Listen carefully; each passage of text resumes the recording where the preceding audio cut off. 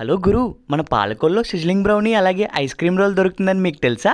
ఏంటిది? ఇదైతే మన పాలకొల్లు రైల్వే గేట్ పక్కనే ఉంటుందండి, క్రీమ్ సిటీ అని. ఇంకా లోపల అంబియన్స్ అయితే మామూలుగా లేదండి. ఇంకా ముందుగా పెరి పెరి షవర్మా అయితే ఒకటి ఆర్డర్ చెప్పామండి. ఇంకా దాన్ని అయితే different kind of style making తో రెడీ చేస్తున్నారండి. ఈ లోపు ఉయ్యాలూగుతూ ఇన్స్టాగ్రామ్ రీల్స్ లో.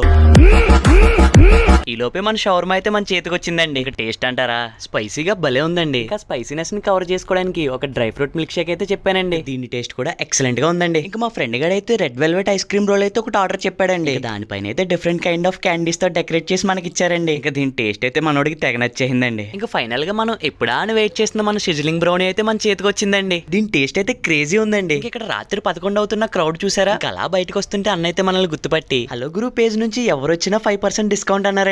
అది విన్న నాకు ఆ రోజే వీరి కళ్ళల్లో ఒక కాంతిని చూశాను. ఇంకా ఎవరైనా ట్రై చేయని వాళ్ళంటే ఖచ్చితంగా ఒకసారి వచ్చి ట్రై చేయండి.